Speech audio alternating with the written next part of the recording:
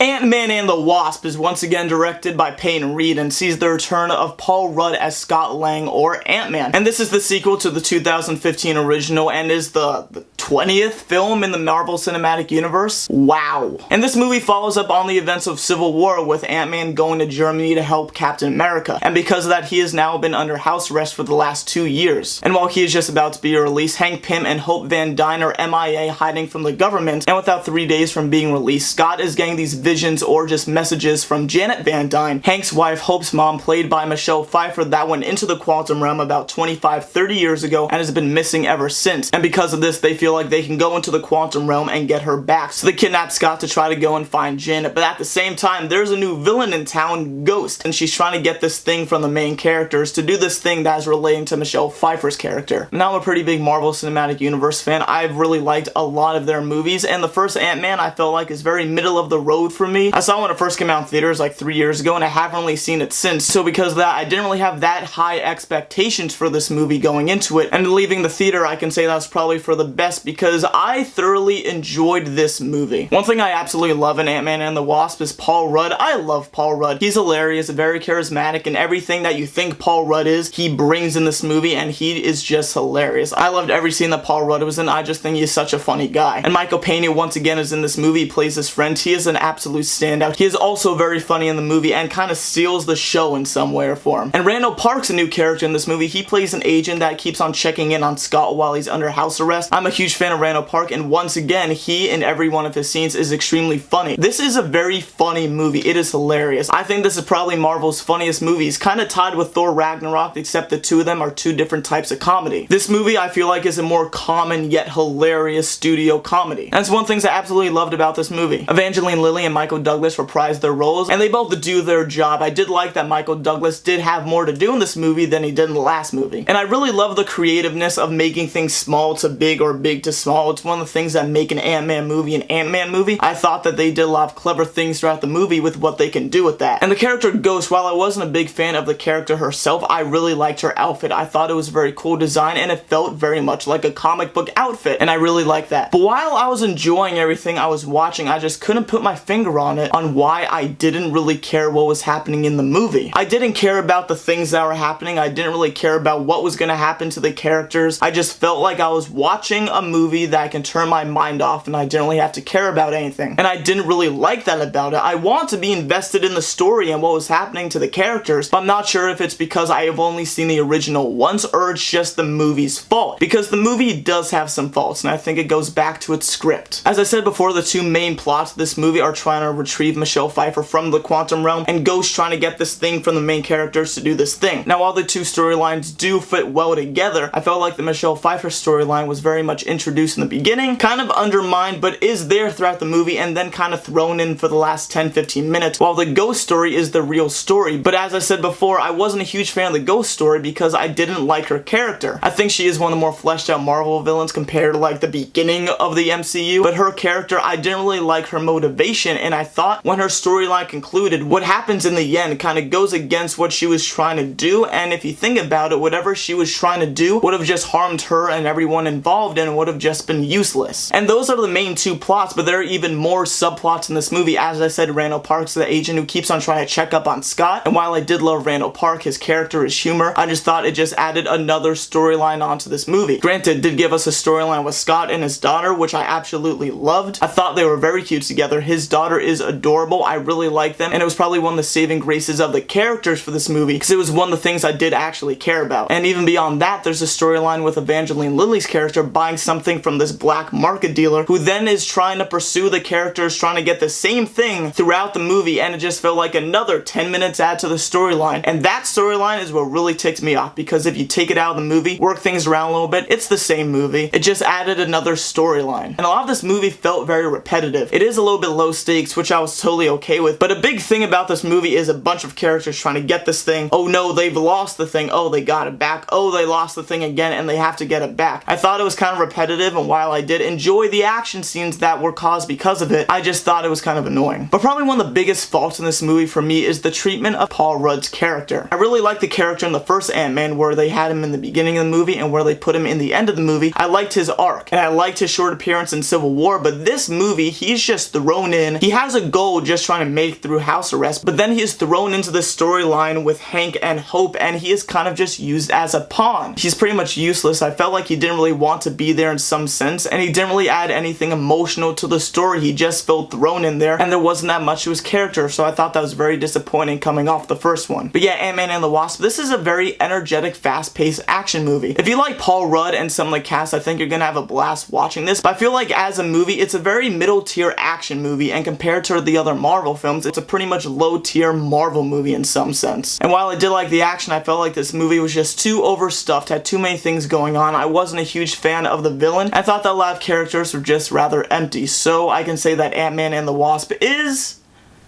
a fine movie. So that's Ant-Man and the Wasp. What do you guys think? Have you seen the movie? Have you not seen the movie? Whatever you think, you put the comments below and maybe I'll read it, maybe I won't.